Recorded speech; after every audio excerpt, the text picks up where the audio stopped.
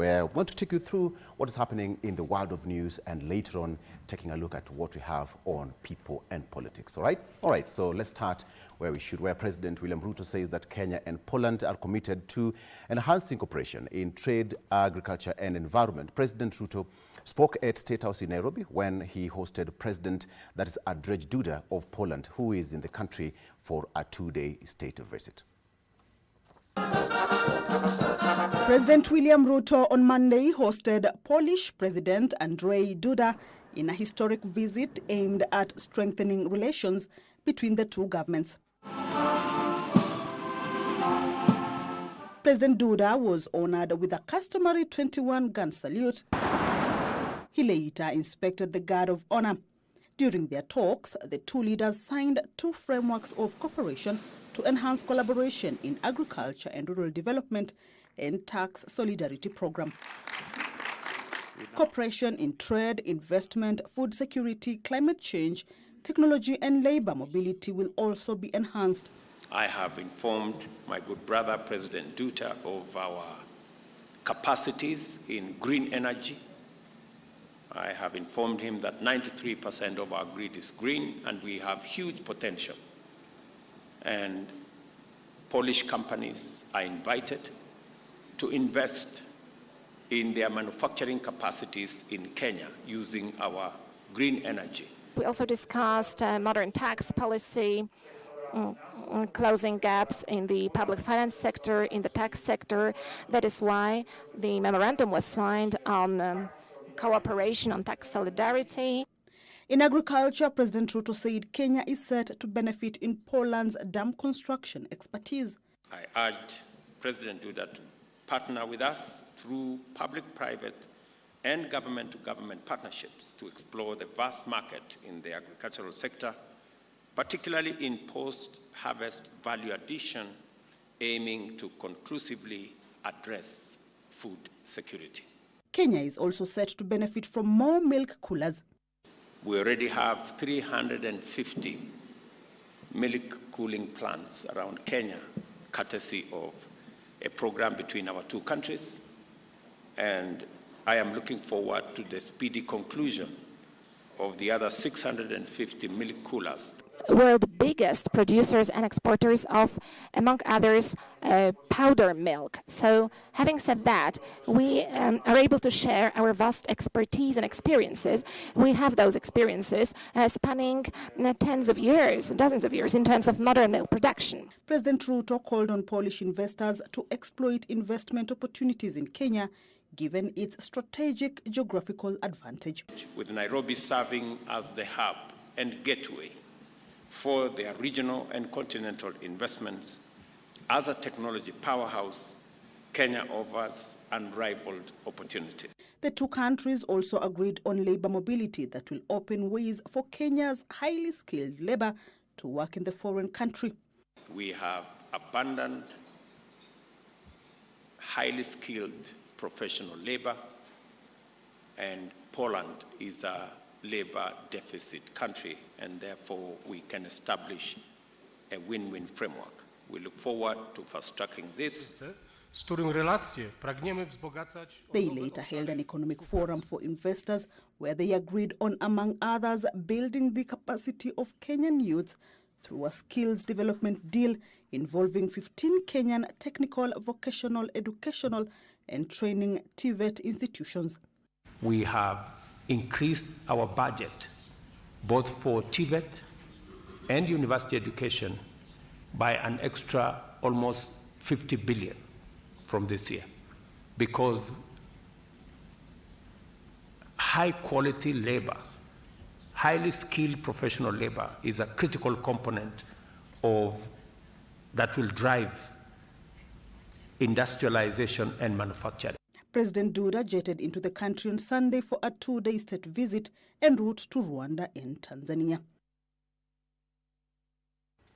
All right, victims of the deadly gas explosion in Embakasi say that they are still struggling to come to terms with the tragedy. A section of the victims who spoke to KBC on Monday said that a lot could have been done to avert the crisis, even as they doubted the number of casualties of the deadly explosion. Meanwhile, the Independent Gas Dealers Association has urged the government to strictly enforce compliance with set regulations and safety standards by all petroleum and gas dealers. Day 4 since the fateful Embakasi gas explosion. Residents say the trauma is still fresh in their minds. Mi kwangu vitu mingi zimechomeka. Viti, kitanda, kila kitu. So hadi nilikuwa na hama. Nilikuwa natafuta mahali kwa kukaa. Nilikuwa nishalipa rent. Sasa hii hadi sina do. Pesa nilikuwa unajua kila mtu ana budget yake ya mwezi. So rent nilikuwa nimelipa, so ishapotea. Some of the residents tell us that the tragedy may have taken many more lives than those reported. Pepo nikapelekwa Mbakati hospital. Sijui huko wakaniacha huko. Na pia nzini ndiye nilichukua huko. Sijui huko jaienda huko. Sasa kutoka huko sina fare. Nilitoka nikaambiwa umekuwa wewe toka. Watu wengi wameumia, waache kutudanganya. Kuna watu wamekufa. Kitu ya tatu tena, msaada imetoka. Serikali katoa msaada. Lakini chakula imepelekwa Embakasi ward, social hall, na hapa ni utawala ward. Lucy says she has had to foot her medical bills despite the announcement by the county government that it will be settled. Nikapewa matibabu nikafungwa, and then kutoka hapo nikatumia 2500. Nikatolewa hapo tena kesho yake nikalipa 500. The Independent Gas Dealers Association says it has made donations to the Red Cross to assist in the ongoing recovery efforts, even as the dealers urge the government to ensure stakeholders play by the books. In addition, we are pledging immediately another 1.5 million to the victims to ensure food distribution, blankets, bed sheets, utensils, amongst others. The charred debris is a stark reminder of the magnitude of the inferno that turned the skies red and left lives shattered 4 days ago. Locals here are urging the government and leaders to keep their word and help them pick up the pieces.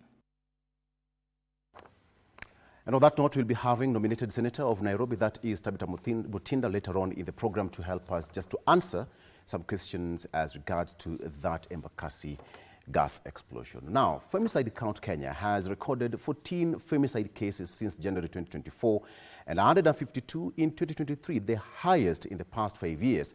In an interfaith roundtable dialogue, faith-based actors have now come out to castigate the incessant killings, calling on the government to enforce laws and policies that respond to gender-based violence. The Kenya Demographic and Health Survey indicates that over 40% of women have experienced physical or sexual intimate partner violence in their lifetime. To the chagrin of society, the statistics continue to rise each day, with 14 femicide cases already recorded since January 2024. Recorded 58 deaths labeled as femicide between January and October 2022. In 2023, the organization recorded at least 152 killings, the highest in the past 5 years, and 14 cases have already been reported in January 2024 alone. Faith-based actors are a worried lot, saying religious spaces are no longer safe spaces. Did a research in a number of countries, and I tell you, like Dr. Lydia have said, our religious spaces are no longer safe spaces because victims of rape, victims of brutality run to our religious spaces, and the first thing they are faced with is the question, how were you dressed? How is that your business? What makes you think that if a woman chooses to dress anyhow, it triggers the monster that is in you? When did we normalize that killing women from time to time is okay? When did we normalize that lives of women are perpetually in danger in the hands of men? The religious leaders want the government to tighten the noose on perpetrators of gender-based violence. Whatever conviction terms are there are stringent enough, and I would not support the changing to any other lesser terms, because the terms were there to deter the public from perpetrating the sexual violence especially, but we can see it's still continuing.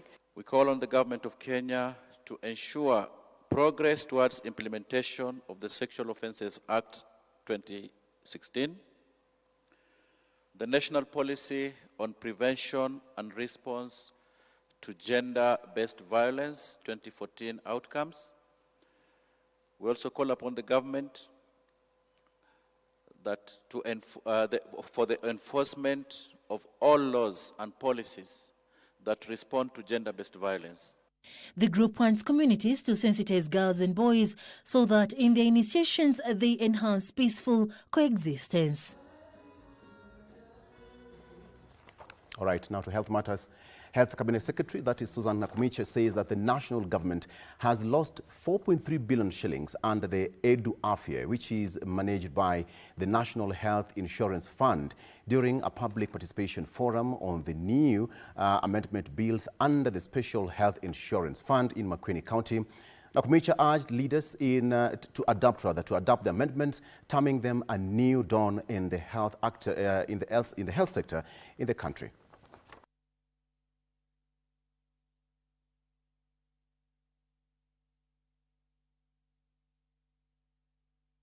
Billion. 4.3 billion inaweza jenga hospitali za level 3. Hospitali moja ya level 3 kujenga ni about 70 million on the higher side. Ikiwa fully equipped, 70. So you can imagine how many 4.3 billion, how many of those facilities it can build. Personally, I have no issue paying, provided ile pesa ninalipa inahudumia watu 10, si ati iende kwa mfuko ya mtu. That has been the problem with NHIF. Right, that is Makueni Governor Mutula Kilonzo Jr., who said that he supports the amendments and called on the national government to source for more funds and cushion Kenyans who feel overburdened by the proposed medical scheme. All right. Moving to other stories, Azimio leader Raila, One Kenya Alliance, Raila Odinga, now says that the greatest challenge to public service delivery in the country is poor planning. Raila says that planning in major cities and towns in the country has been turned into a free-for-all kind of affair, greatly hindering service delivery. The opposition leader argues that with proper planning, and adherence to laws and witness across other major cities in the established economies, the Embakasi gas explosion tragedy would have not have happened. That's according to Raila Odinga. As the country continues to grapple with the aftermath of the Embakasi gas explosion tragedy, the opposition chief Raila Odinga is now blaming poor planning and lack of adherence to the law for the disaster. Today, our greatest source of failure as a country is not the lack of funds, personnel, or knowledge. It is the lack of planning. Our cities are clogged by traffic because we have created bus stages where they were not supposed to be. We have created markets where they were not supposed to be. Sewage systems are not working because we built on clogged or broken them. Raila said, unlike other established cities across the globe, where areas are zoned for specific functions, unscrupulous businessmen in Kenya are issuing licenses without due diligence and putting the lives of Kenyans at risk. Currently, Nairobi is mourning its dead and treating hundreds of injured because the city ignored planning and allowed a gas-filling plant where none was supposed to be. Our intention within the next 3 years is to provide adequate road network to all these settlements that you call informal. Are we together? Even it means getting some more from our budget, but please, let us first of all, as a county, provide the services. And then people in their private capacity can build the homes. We too can come with affordable housing. Raila also wants a strategic and deliberate approach in safeguarding water sources to help safeguard rivers and lakes in the region. Also that the government can be called to account, not just in terms of the high cost of electricity, but also the high taxes for extraction of water, so that the people of Kenya can... He spoke when he opened the new headquarters of Kisumu Water and Sewerage Company in Kisumu City. Now, the government targets to collect 500,000 units of blood annually to meet the growing demand. Principal Secretary, State Department of Medical Services, Hilary Kimtai, says that the government has increased funding for the Kenya blood transfusion and transplant services from 600 million shillings to 1 billion shillings for the year 2023-2024. This, he says, has enhanced blood collection.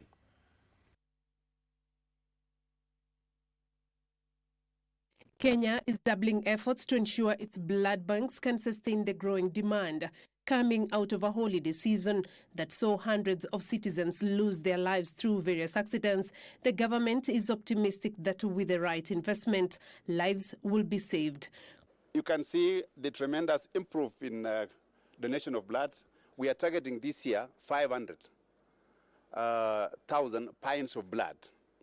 With that, at least we'll be in safe zones when it comes to blood donations or blood storage that we have in the country. Close to 500,000 units of blood have been saved in the bank, but the capacity still falls short of the recommended volume.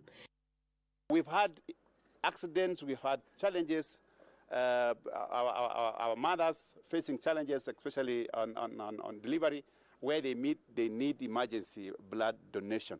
So what we need to have is to have enough blood that has been kept for such emergencies.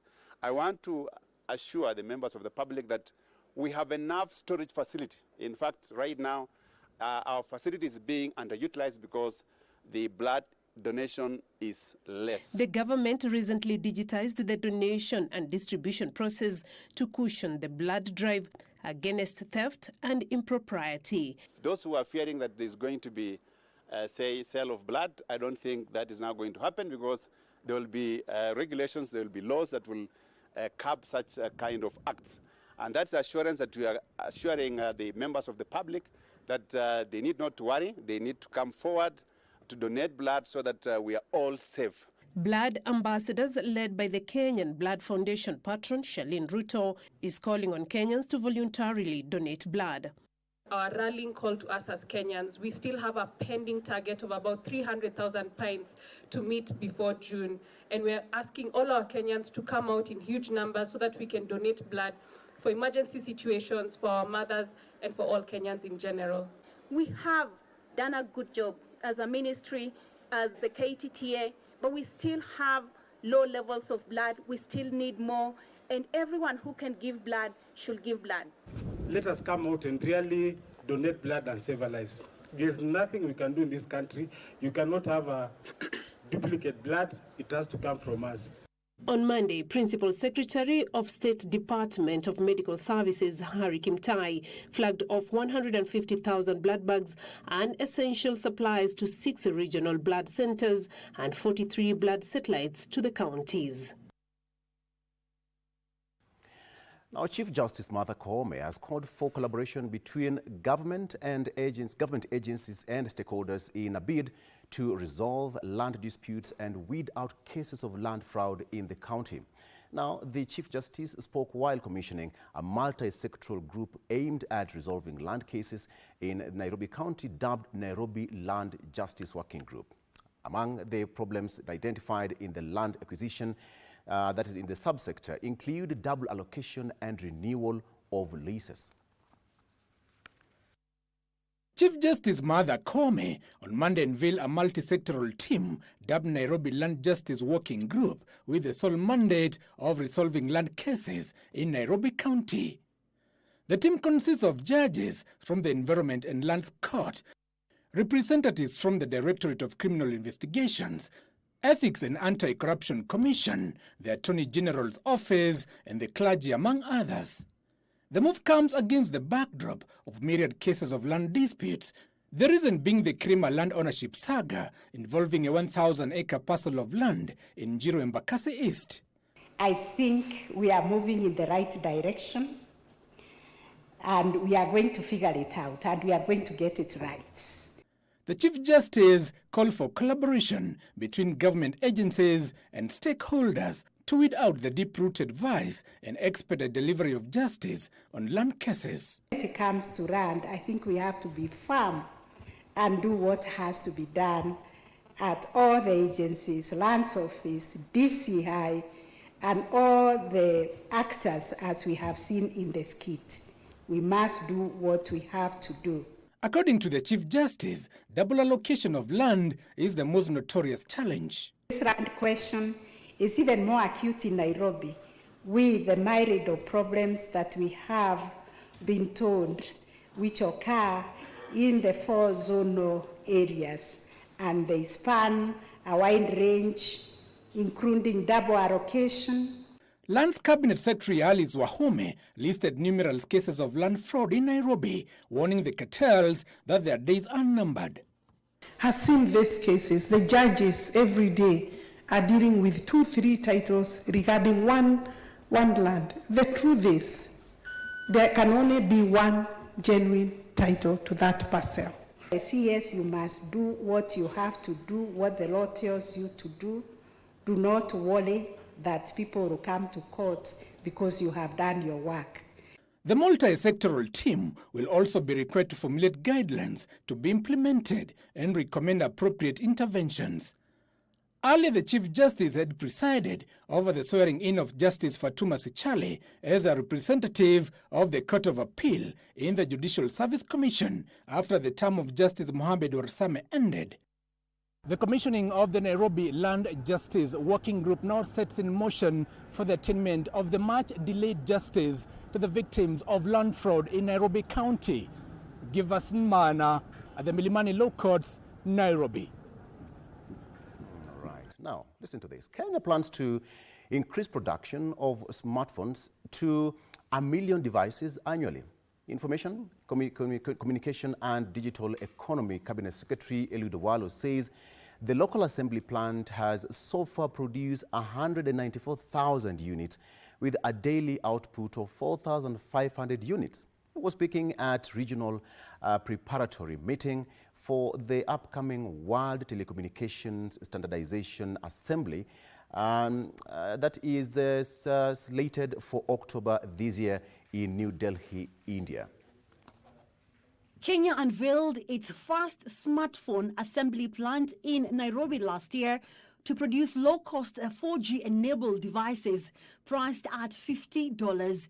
The smartphone assembly plant is part of the government's digital transformation agenda. Information, Communication and the Digital Economy Cabinet Secretary says the target is to increase smartphone production volume to 3 million per year. This is because in a proactive manner, we foresaw a situation where we may have a deficit in the market in terms of the number of Kenyans who have got access to smart-enabled telephones. So to facilitate universal connectivity or meaningful connectivity for that matter, we envisage that at optimal capacity utilization levels, we should be able to churn out into the Kenyan market about 3 million handsets. He says over 15,000 government services have been onboarded on the e-Citizen platform. 2,660 public Wi-Fi hotspots have been set up across the country. In addition, fiber optic connectivity is being expanded to unserved and underserved areas. We speak over the past 1 year, we have managed to roll out a total of 8,419 kilometers against our target of 100,000 kilometers of fiber within the next 5 years. The ICT experts noted that Kenya needs to keep up with global ICT and telecommunication standards to avoid becoming the dump yard of counterfeit and substandard equipment. With a short lifespan associated with counterfeits, the threat of e-waste management will ultimately become real and catastrophic. Key issue for Africa is that we are net consumers of standards. And so our challenge essentially is to ensure that the standards that the equipment that we bring here are those that meet our standards in terms of our communications needs. They were speaking at the regional preparatory meeting for the upcoming World Telecommunication Standardization Assembly, slated for October this year in New Delhi, India. All right, so according to that story, Kenya is producing smartphones. I have an idea. What if we name it Kenya One? Yes, Kenya One. That is the name of that smartphone. Or Kenya 1254, something of that. And then a phone goes for $15.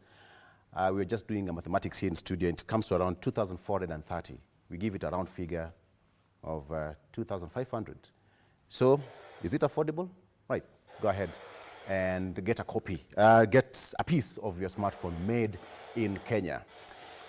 Now, scrap metal collectors are now required to acquire a certificate from their area chief before any transaction with the licensed scrap metal businesses. Scrap Metal Council chairperson, that is Francis Mugo, says that this is part of efforts being taken to crack the whip on vandalism of transformers, guardrails and telecommunication infrastructure, including guardrails again and street lampposts.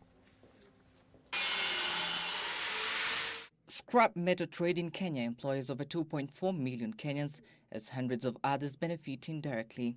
However, its lucrative nature has been marked as an enabler of illicit trade involving vandalism and smuggling to neighboring countries, endangering critical transport and telecommunications infrastructure involving aluminium and copper commonly available in transformers, with Murang'a and Kiambu being the hotspots. We are going through a very critical season in this country, when there has sprung up a people who do not want to respect the law, people who do not respect our critical infrastructure.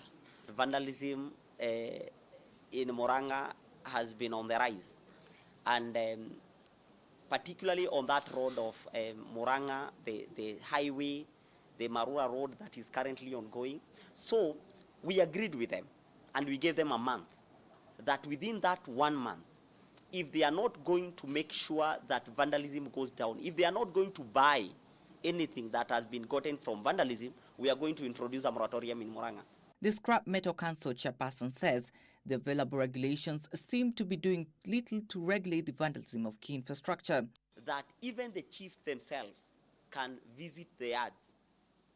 For you to transport scrap metal within Murang'a, you need at least a recognition from the chief. The chief needs to know you. So we are going to employ various and different strategies. Each and every county, we are going to employ a strategy as per the challenges that are in that particular county. The council is urging unlicensed dealers to adhere to the laid-out procedures, noting that despite thousands of dealers being involved in the trade, only 1,500 are duly registered. We are on course to get everybody dealing in scrap and listed in the system. Application you make online. The license you get online. The fee you pay through e-citizen. So you don't have to come to office. The Scrap Metal Council has noted some loopholes in the legal framework and has rolled out the process of addressing it. We are on course to amending the Scrap Metal Act. We have forwarded to Parliament. So we have done our part, and we believe in due course we will start the public participation. Now, Transport Cabinet Secretary Kipchumba Murkomen flagged off a new 50 standard gauge railway wagons that are expected to help increase ferrying of cargo to hinterlands. Murkomen says that an additional 250 wagons are expected to arrive in the country in the next 2 weeks from Shenzhen in China.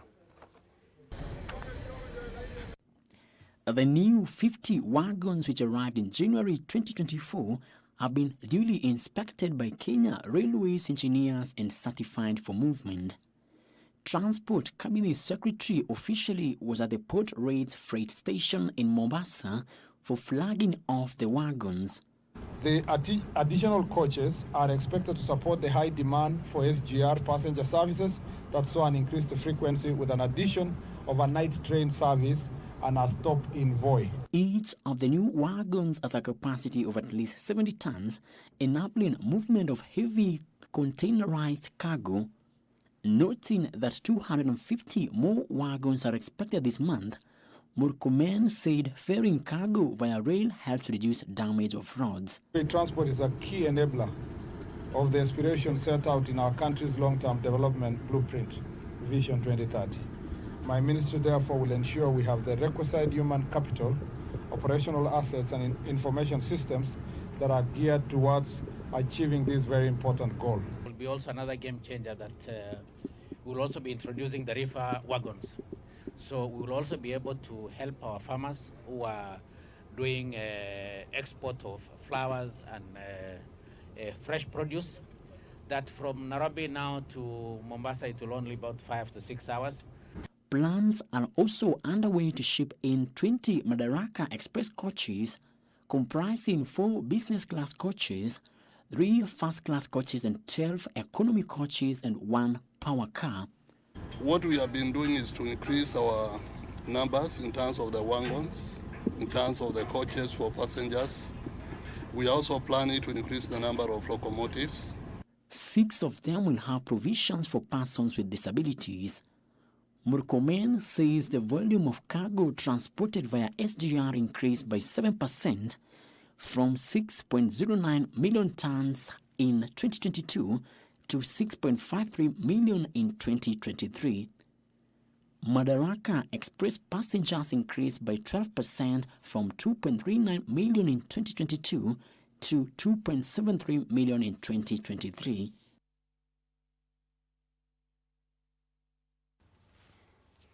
Right now, a comprehensive training targeting to equip the youth with the key digital skills and expertise needed to thrive in the rapidly evolving digital landscape in the country is currently underway in Nairobi. Ajira Digital Eastern Regional Director Dickens Okode says that the training program will cover a wide range of areas such as social media management, digital marketing and content creation, as well as online business development. By leveraging the Ajira digital platform, the government aims to skill the youth to tap the immense work opportunities online.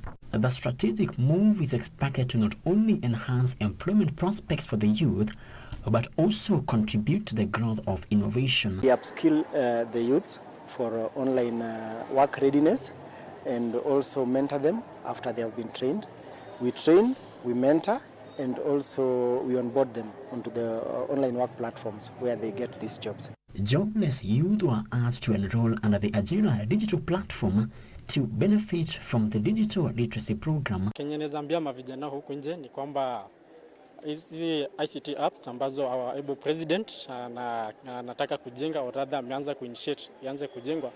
Just go there, get trained and just click on the computer and then you get your dollars in your pocket. Additionally, the government plans to facilitate mentorship opportunities and provide support for youth entrepreneurs who wish to start their digital businesses, further contributing to job creation and economic sustainability. We also tap into the various training modules and courses that they have, that our young carpenters can be able to learn, our plumbers and all other blue-collar workers can be able to learn and be able to do their jobs effectively.